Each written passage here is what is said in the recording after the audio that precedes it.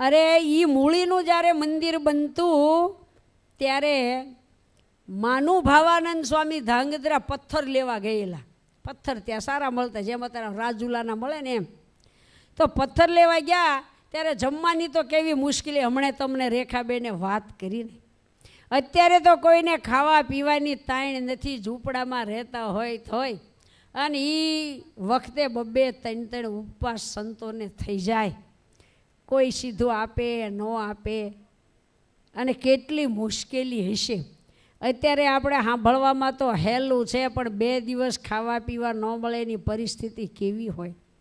અને મહારાજ આવી રીતે સંતોને જમાડવા આવતા, 3-3 ને 4-4 દિનના ઉપવાસ થઈ જાય. આવા ઘણી દાખલા અને વાતુઓ છે. તે ધાંગધ્રા પથ્થર લેવા ગયા, એમાં એક હોની એટલે આમ સંતોને ભાળ્યા, તે કે સ્વામી હાલો મારા ઘરે. અને પછી એને જમાડ્યા. સંતોને કાંઈ જમવા મળેલું નહીં એટલે એને જમાડ્યા પ્રેમથી, ભાવથી. પોતે સત્સંગી નહીં, સ્વામિનારાયણના સાધુ સારા બહુ, એમ મહિમા જાણીને જમાડ્યા. પછી તો સ્વામી પથ્થરનું જે કાંઈ કામ હતું એ કરીને પાછા મૂળી આવેલા.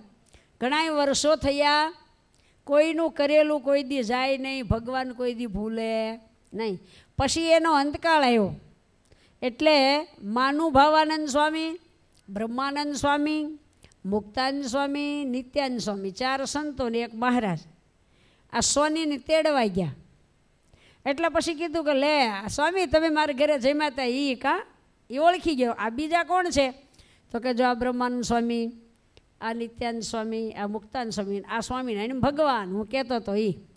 તો કે જો ભાઈ તમારી આવરદા પૂરી થઈ ગઈ છે, તમે એક વખત સાધુને જમાડ્યા એટલે મહારાજને લઈને અમે તમને તેડવા આવ્યા છીએ, પણ 10 દિવસ પછી આવશું, ત્યાં તમારે જે કામ હોય તે કરી લેજો. એમ કહીને અદૃશ્ય થઈ ગયા. આને તો આમ હરખના પાર નહીં કે ઓહો મેં ખાલી એક સ્વામિનારાયણના સાધુને જમાડ્યા, એમાં તો મોટા ઋષિ મુનિઓનું કલ્યાણ દુર્લભ, એવું મારું કલ્યાણ, ને મને ભગવાન તેડવા આવ્યા.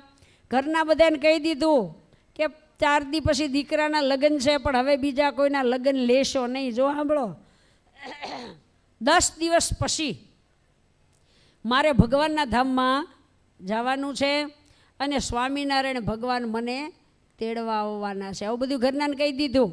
અને 10 દિવસ થયા, મહારાજ અને 4 સંતો આવ્યા, દર્શન દીધા અને એ ધાંગધ્રાના સોનીને ધામમાં તેડી ગયા.